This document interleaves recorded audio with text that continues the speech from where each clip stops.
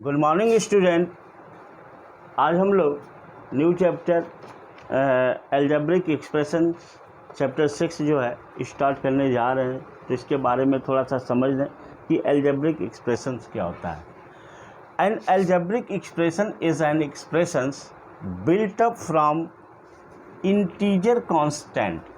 Integer constant से variables आप जानते होंगे एक्स वाई, जिसकी वैल्यू जो है चेंज होती है। एंड अलजेब्रिक ऑपरेशंस में प्लस माइनस ये सब आता है, ठीक ना। तो इससे जो है जो हम एक्सप्रेशन को एक्सप्रेस करते हैं उसी को बोला जाता है अलजेब्रिक एक्सप्रेशन। फॉर एग्जांपल जैसे मान लीजिए 3x + 5y, ये जो है ये अलजेब्रिक एक्सप्रेशंस है। इसमें क्या क्या लगा है या यहाँ माइनस कर देता हूँ, क्या करना है आप ध्यान से देखें। तो ये 3 and 5 आप देख रहे हैं, 3 and -5 ये क्या है, इंटीजर्स है। तो जो कि इंटीजर्स कांस्टेंट से बनता है, ये इंटीजर कांस्टेंट है, इंटीजर से भी इसमें है। वेरिएबल्स x एंड y जो है वेरिएबल्स है। And algebraic operations plus minus, देखिए माइनस लगा हुआ है, अलजेब्रिक प्लस लगेगा, माइनस लगेगा, इनटू ये सब लगेगा। ओके, तो इसको हम लोग बोलेंगे अलजेब्रिक एक्सप्रेशंस। अभी चाहें तो ये भी अलजेब्रिक है, 3x² + 5x + 7, ये भी आपका जो है इसमें देखिए वेरिएबल लगा हुआ है, ये आपका इंटीजर है, यहाँ माइनस कर दें, इंटीजर मान लो इंटीजर है। और क्या है, ये आपका अलजेब्रिक ऑपरेशन भी इसमें लगा हुआ है, प्लस एंड माइनस। तो इस तरह से अलजेब्रिक एक्सप्रेशन क्या होता है, and algebraic expression is an expression built up, जो बनता है from integer constants, variables and algebraic operations. Okay, अब टर्म ऑफ एक्सप्रेशंस क्या होता है। अब जैसे टर्म ऑफ, जैसे इसमें आपने देखा, इसमें टर्म क्या होगा, एक 3x है और दूसरा क्या होगा -5x, ये दो टर्म है इसमें कितने टर्म हैं, 3x² + 5x, 5x and minus, इसमें 3 ये टर्म है, इसको हम लोग टर्म बोलेंगे, अलग अलग ये टर्म हैं। ओके, अब देखो फैक्टर्स ऑफ टर्म की बात करें तो टर्म के फैक्टर्स क्या होंगे। तो मान लो जैसे 3x का ये फैक्टर्स ऑफ टर्म की जब बात करते हैं तो फैक्टर्स ऑफ टर्म क्या होंगे। जैसे मान लो 3x है, इसका फैक्टर ये 3 और x हो जाएगा। अगर मान लो 3x² या 5x³ है, ये टर्म है, टर्म समझ रहे हो ना। तो टर्म जो है 5x³ है, तो इसके फैक्टर्स क्या होंगे, 5 और x × x × x, ये इसके फैक्टर होंगे, 5 × x × x × x। तो इसको हम लोग बोलेंगे ये टर्म है। ओके, मान लो ऐसे भी आ सकता है कि जैसे 2pq, तो इसके फैक्टर्स लिखने हैं तो 2 लिखेंगे, ये p लिखेंगे, और क्या हो सकता है q भी हो जाएगा, 2pq, ये इसके फैक्टर्स होंगे। ओके, कोफिशिएंट की बात करते हैं। कोफिशिएंट क्या होता है, कोफिशिएंट जैसे मान लीजिए आपको गिवन है कि 5x² x² y, तो कोफिशिएंट ऑफ y,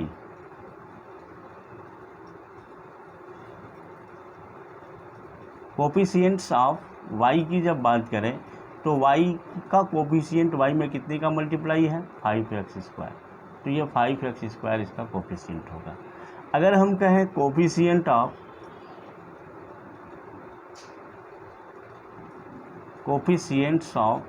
x² की बात करें तो x² में कितने का मल्टीप्लाई हो रहा है, आप देखिए 5y, तो ये 5y इसका कोफिशिएंट होगा। अगर हम करें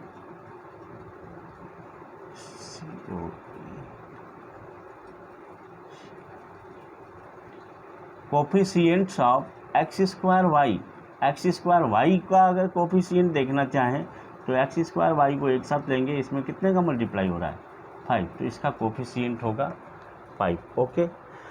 अब now come on like and unlike term. Like and unlike term क्या होता है?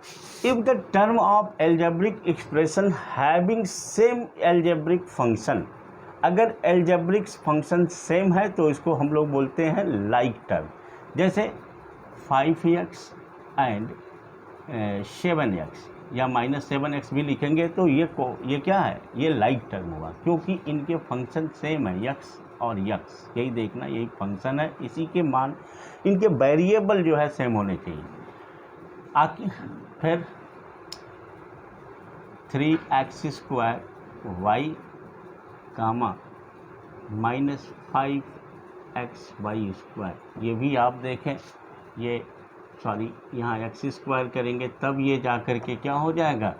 ये और ये लाइक टर्म होगा. 8a² bc 6a² bc and 9a² bc. इसको हम चाहें तो cb भी लिख दें, कोई दिक्कत नहीं है. ये इसमें भी अगर चेंजिंग हो जाता है इधर उधर तो उसको a² bc और इसको भी a² bc ही पढ़ेंगे. तो ये देखिए, ये लाइक टर्म है क्योंकि इसके फंक्शन जो हैं, जो वेरिएबल हैं, वो सेम है. ओके. और terms having different algebraic functions are called unlike terms. और जिन टर्म में या हो, जिनके टर्म के फंक्शंस अलग अलग हों, वेरिएबल्स अलग अलग हों, उनको हम लोग बोलेंगे अनलाइक टर्म. जैसे 6x² एंड 5x. देखिए x² है और ये x है, तो ये अनलाइक हुआ.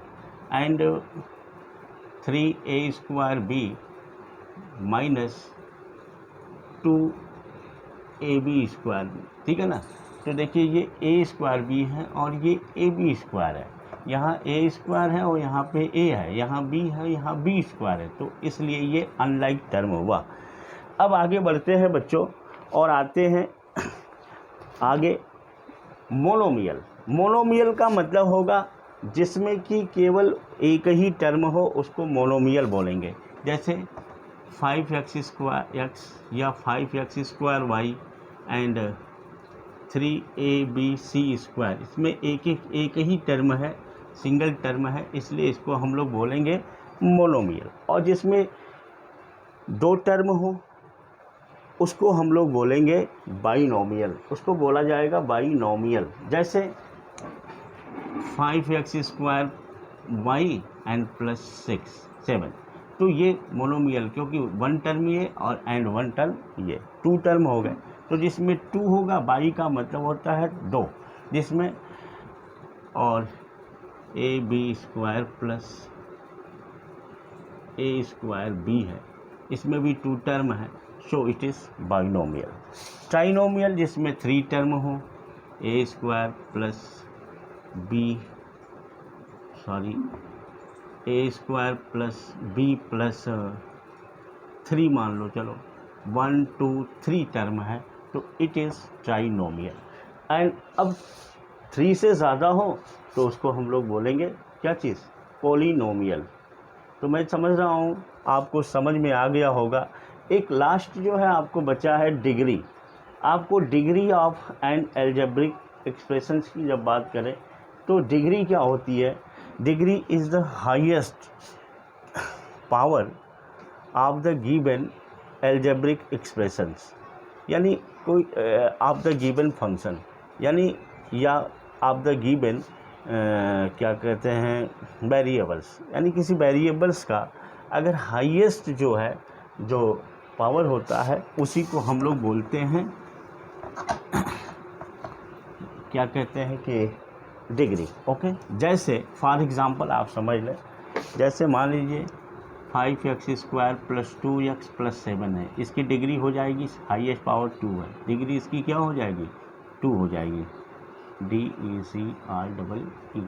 इसकी डिग्री होगी 2. ठीक है ना. और अगर मान लीजिए 7x² - 4x⁴ और +7x पे 5 इस तरह से गिवन है, तो इसकी डिग्री क्या हो जाएगी? इसकी डिग्री हो जाएगी आपकी 5, जो हाईएस्ट.